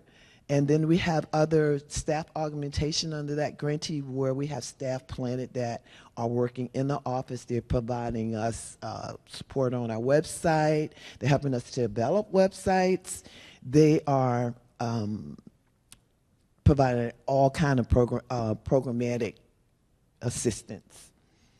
And in the Office of Community Services and our Innovation and Integration Capacity Building contract, that's where we began our to turn around our thinking on how we're going to operate. So that's where the idea came for the IDIQs. We need to put some of these things on the umbrellas. We kind of pulled our offices together, try to get us out of silos, work more closely together. We have staff augmented in this contract. Of course, what else do we have in there? There's a lot of things under that $4 million contract. And we have one more year left on that contract. So there you have, in a nutshell, the contracts that we currently have are providing a great amount of assistance, data tracking, support staff. They are helping us to produce annual reports, staffing to provide technical assistance to our grantees, subject matter experts that provide evaluations and that analyze data. We have community economic development folks that are working in small rural communities on wastewater projects, so we need subject matter expertise on those. And of course, we have the panel review and the videos. Next slide, please. So the key services that the contractors provide for OCS include panel review, technical assistance to our grantees, including subject matter experts. We have social services support, data science, GIS folks, a lot of staff augmentation, and of course the video production. Next slide, please. So these are this is the place where the contracts are providing service. I think I already read that, so I'm on the next slide. Thank you, Patrick. So this is for our future look ahead. Looking ahead, we are, of course, the panel review. We're already working on that. We're hoping that's going to be awarded to us sometime this month. Coming up for 2023 in September, we will be soliciting the staffing contract, the staffing IDQ, the video IDQ, and overall, what we're working to do is we want to streamline our efficiencies. We're working to do that. We'll continue the trajectory towards developing IDQs and switching over to those type of services that we believe will provide us, in the end, tremendous savings in time, contract management, and other resources. And we are really encouraging small businesses to apply for our contracts. And I think that's it. And I thank you for helping me to have this milestone experience, and I'm open for any questions that you might have.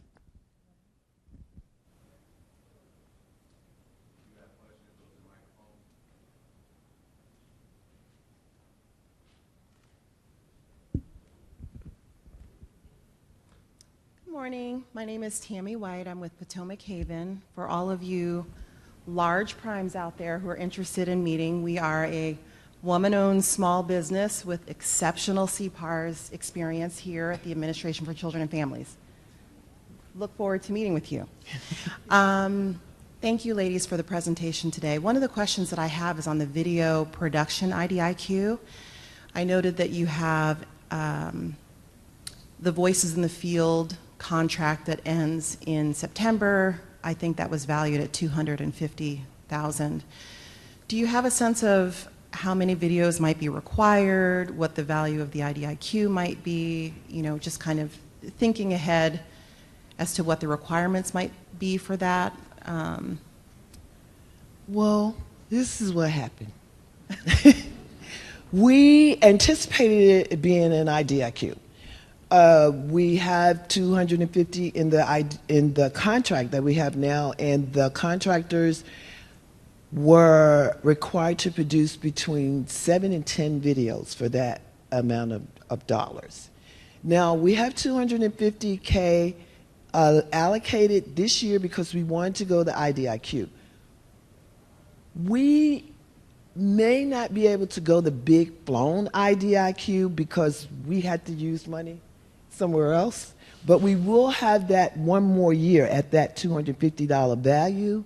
And we're anticipating up to 10 videos for that. Hopefully, by the time we go over into the 2027 cycle, that we'll really have a full-blown IDIQ. Thank you. Mm-hmm. Good morning, ladies. Thank you for a wonderful presentation. Anna Pearson, I'm with FM Talent, and I do have a question on your consolidation of IDIQ contract. Do you have a timeline when it would be established? And my next question is, are you looking to possibly transition any of the existing contracts under this particular IDIQ? Which IDIQ? The overall consolidation.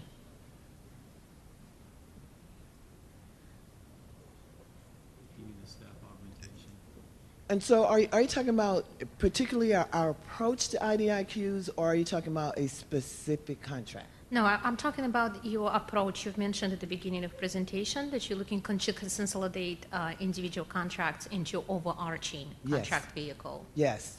So we will continue to do that. This year, we only have an opportunity for the 3 that we're working on because the other ones are still active. So they're still current. And then we have one, I believe, that ends in, we have 2 that may end in 2024. At that time, or right now, we'll start working on developing the IDIQ for those 2. And those include, I believe, some T&TA across the board, and what else is in there? And there may, well, I hope not. She said there may be some staffing. I hope the staffing goes over into the staffing IDIQ. But yes, we anticipate every year to start to try to consolidate those. Okay, excellent. Thank you. Hello, Joe Grabenstein with Acoma. My question is very similar to the first question, but regarding the staff augmentation IDIQ. Do you know the acquisition strategy? Will that be a multiple awards IDIQ? When would you expect the RFP to come out? And do you know the approximate ceiling value? The approximate, is it $4 million? The approximate ceiling? The goal is $4 million. The goal is $4 million. As you can imagine, for those of you that have been contractors for a while, everything always depends on our budget. So we're anticipating maintaining that value. Right, for a base plus 4 years, so a 5-year, 60-month contract. And we are working on that. So that is in the works right now. That should be coming out. And we are not restricting competition to that. Mm-hmm. So we would also be open to small business for that one also. Do you anticipate that to be multiple awards then? No, it will be a single award. Okay. Yes. Thank you. So, team, just as a clarification, for those online, this is Kenyatta Wesley. So I just want to make sure that people understand some terminology that was used. You know, she used the term for consolidation. And so there's a difference between consolidation and bundling, all right? And so bundling affects if some of these contracts are primed by small business, and then there has to be an actual document called a bundling analysis done that actually that explains whether small businesses are harmed or not harmed before we can actually bundle anything. Bundling is not illegal, but you have to defend it and you have to be able to document that. It becomes very difficult to get that through the SBA if any small business at all is going to be harmed. And so consolidation means these are contracts that are not actually managed by small business or primed by small business. And then the ones that, if there are like items that are consolidated because they are small, if they're consolidated, if they're primed by smalls today and consolidated, that means that those actions would stay small.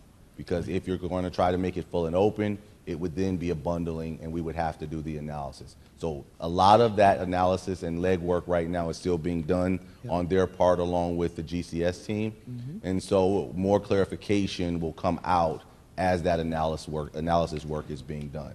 So I just want to make sure I give you guys that disclaimer that we are doing the actual legwork behind the scenes to make sure that we do the right defenses and justifications and then explain that to you all very clearly when we release the solicitation and or the strategy.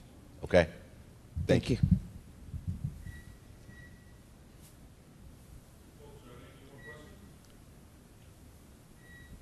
Thank you again. Thank you.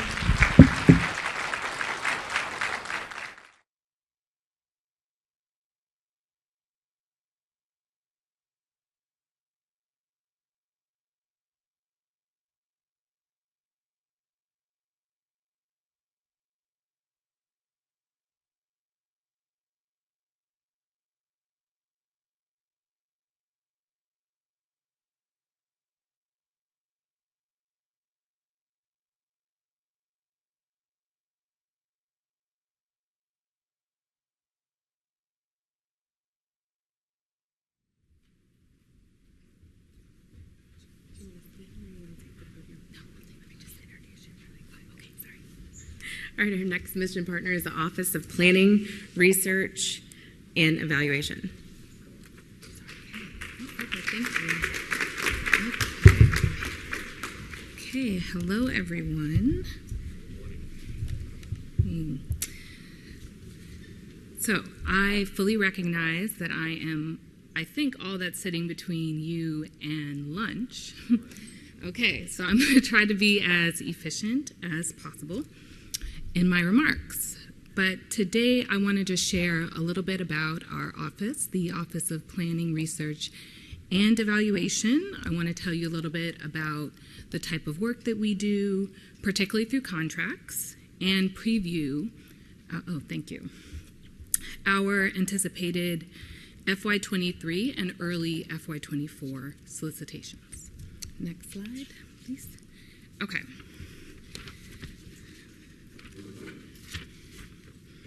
So our mission in OPRE is to build and share knowledge about effective approaches to helping children and families with low income through rigorous research and evaluation projects.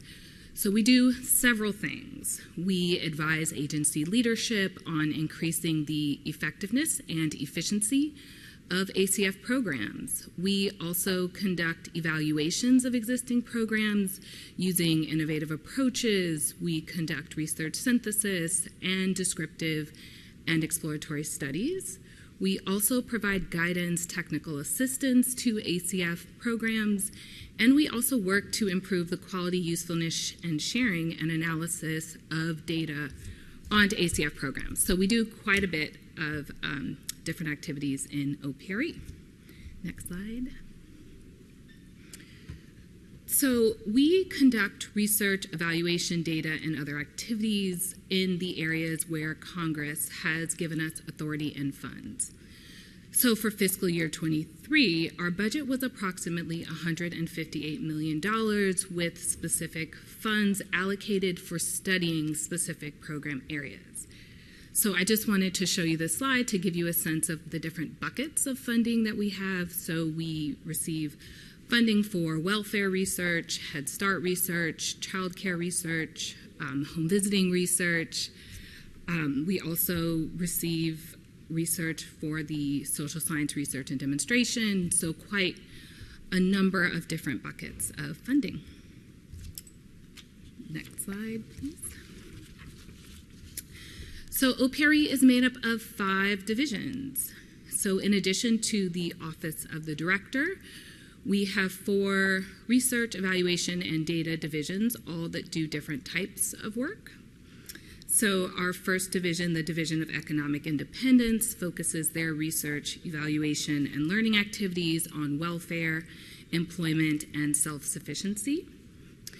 Our Division of Child and Family Development focuses on child care, Head Start, early Head Start, child abuse and neglect, and human trafficking.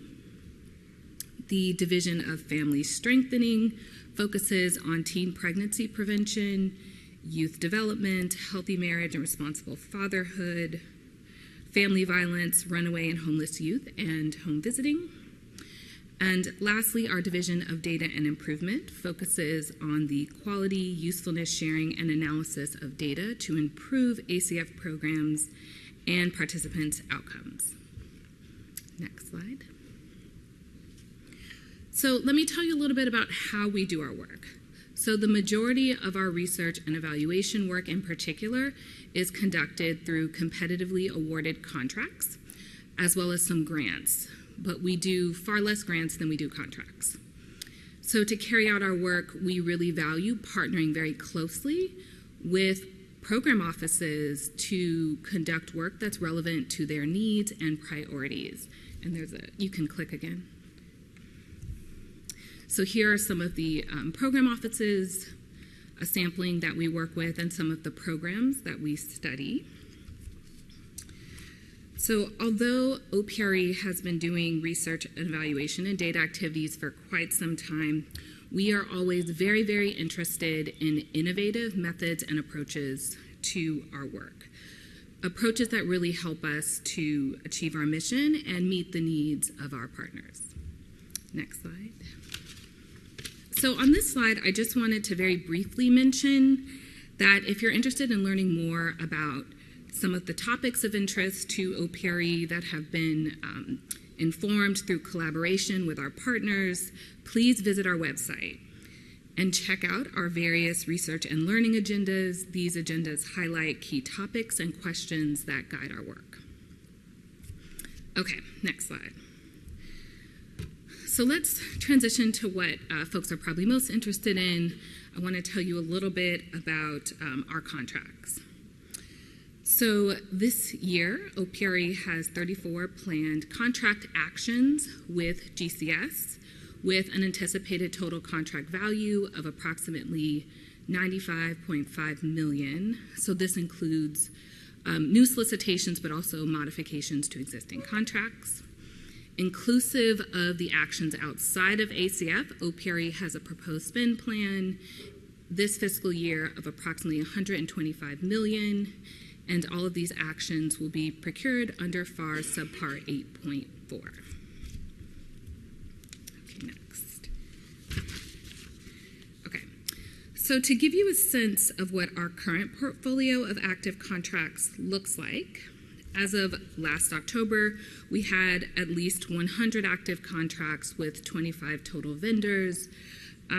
It's important to note that research and evaluation projects, which again we mainly conduct through contracts, occur over multiple years due to the time it takes to plan, obtain various approvals, collect and analyze data.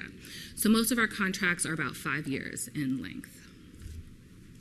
In terms of values, our contracts range from a minimum of $100,000 to a maximum of $37 million, and the median is about $3.7 million. Next slide. Okay. So in terms of when our acquisitions are released and awarded, it usually depends on several factors. So we have to develop our fiscal year research and spending plans, which we often develop in close consultation with our partners in ACF program offices.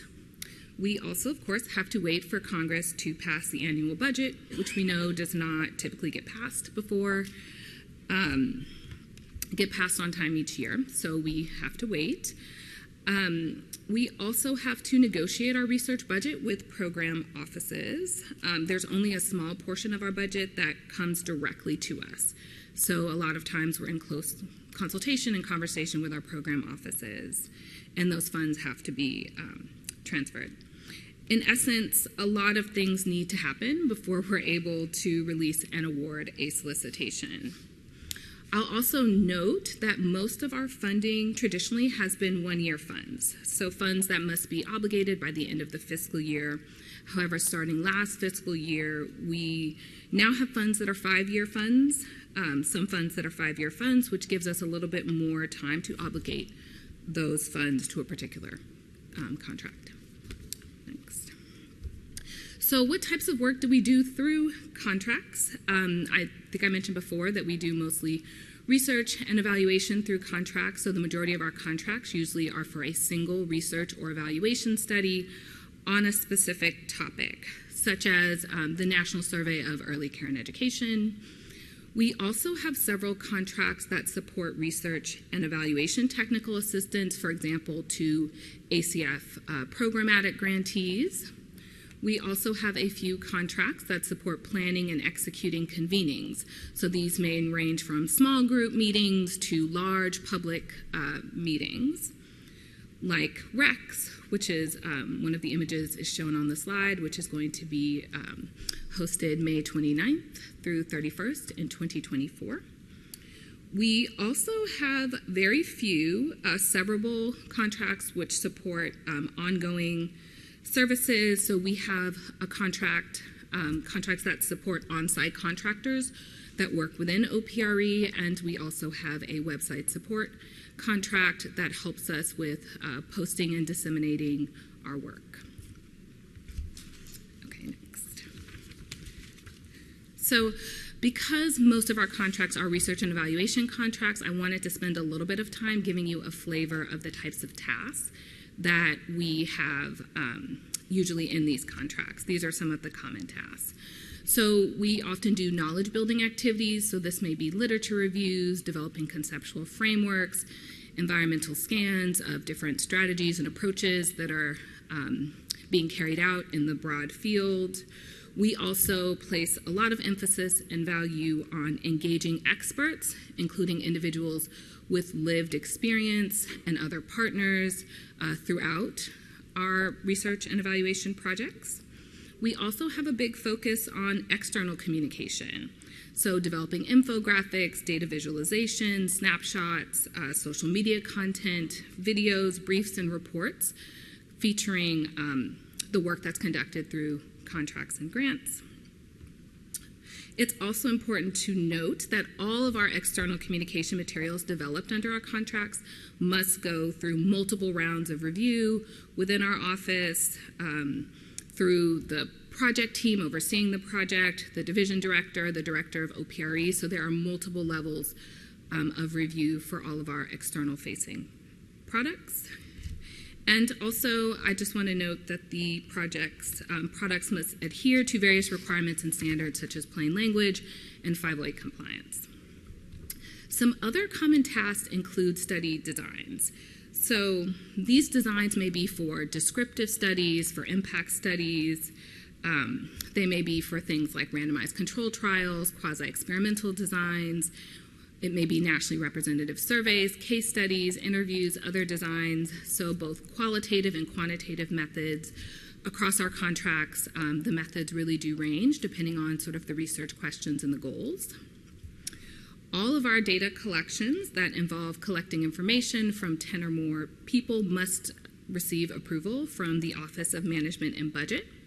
And this can be a very lengthy process that can take over 6 months and require the development of an extensive list of design documents. We also, of course, do data collection through our contracts and analysis. We also have tasks that involve developing and testing new measurement tools. And our contracts also have data security tasks that may include obtaining an authority to operate, or an ATO, which can be also a very lengthy process, but it essentially gives us approval for any data system that it can operate with the proper safeguards in place. Okay, next slide. So let me tell you a little bit about some of the features of our contracts in the past. Most of our work has been cost plus fixed fee, but recently most new acquisitions are time and materials. The majority are for non-severable services with an end product of value for each CLIN. Our contracts often have multiple overlapping CLINs of 1 or more years. And when our projects are carried out, OPRE cores generally work with a team of OPRE staff to provide contract oversight and guide the project. So this group may participate on regular calls, review deliverables, and provide guidance. Next slide.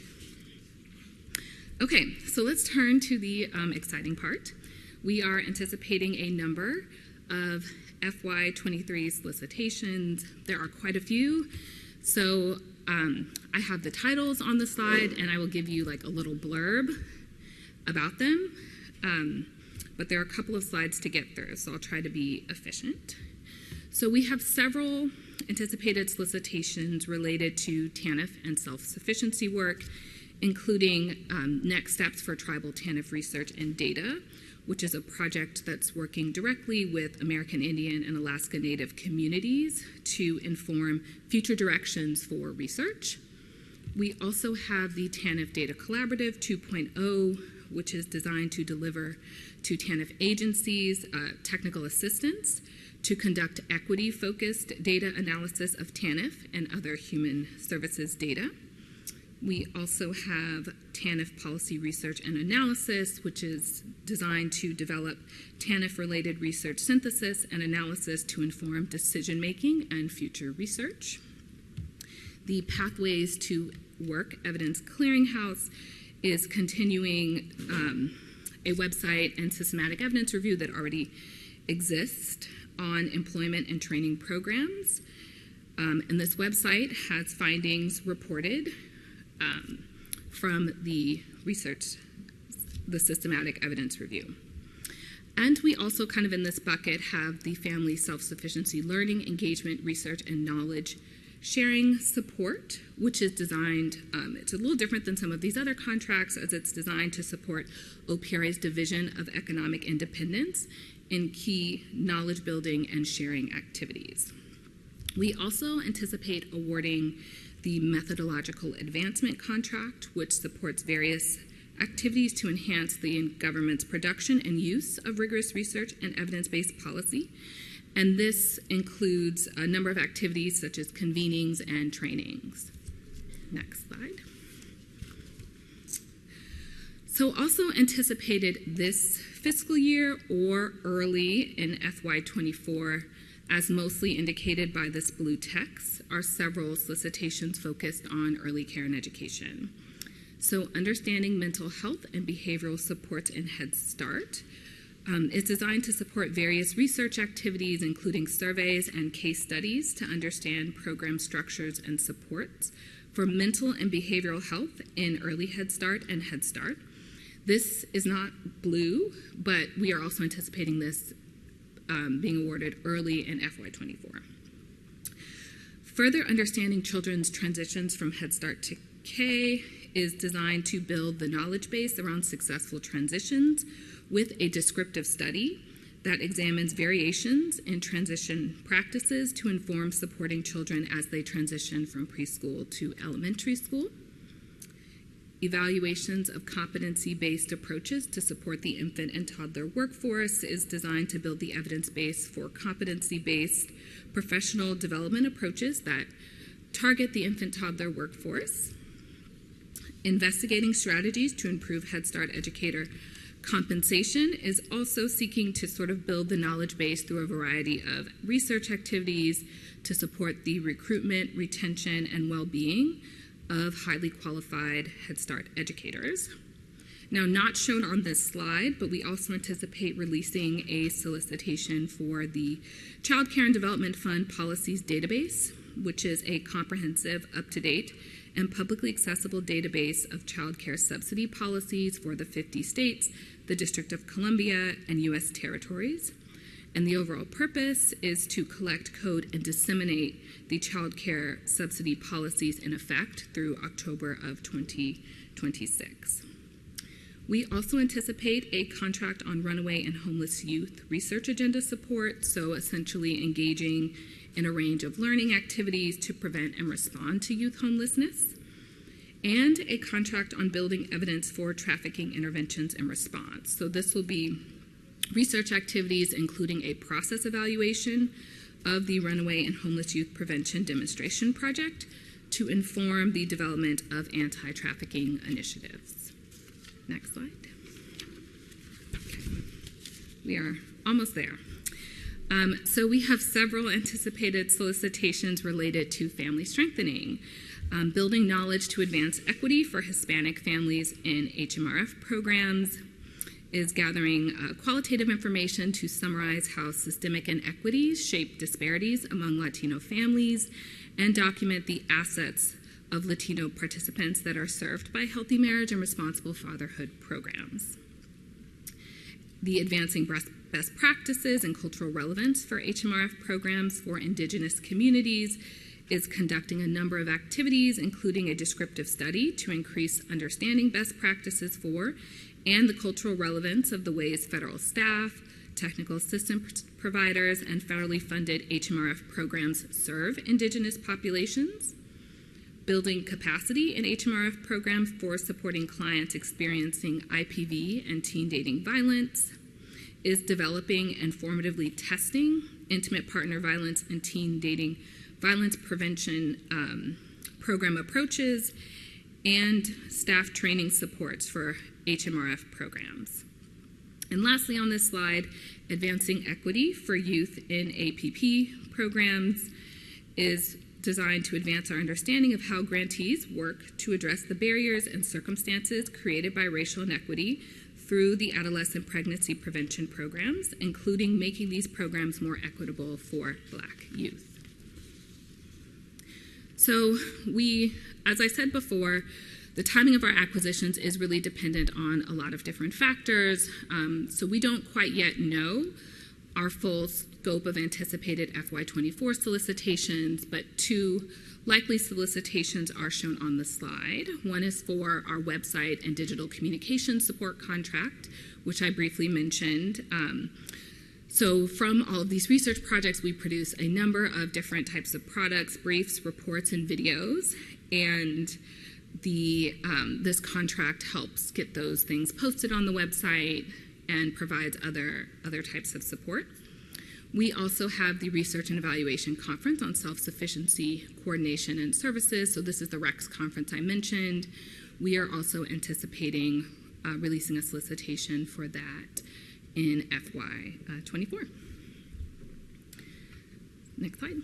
So I know that was a lot, but I am happy to try to answer any questions about that long list or any questions you may have about how we do our work.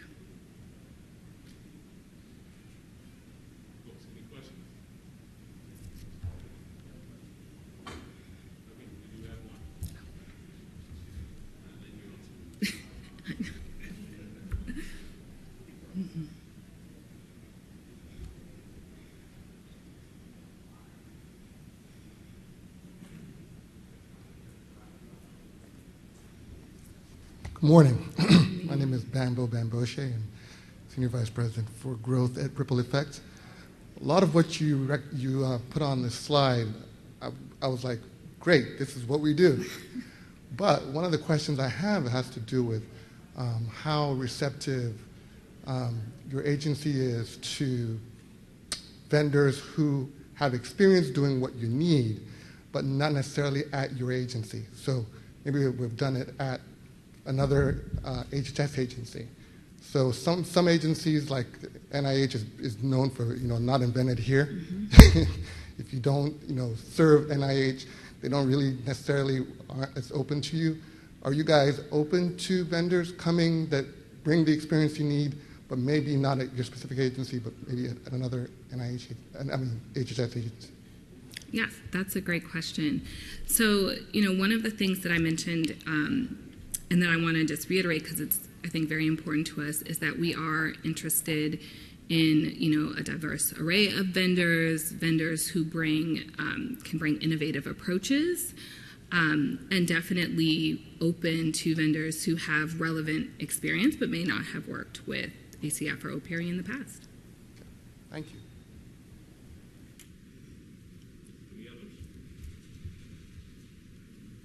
Okay, thank you all.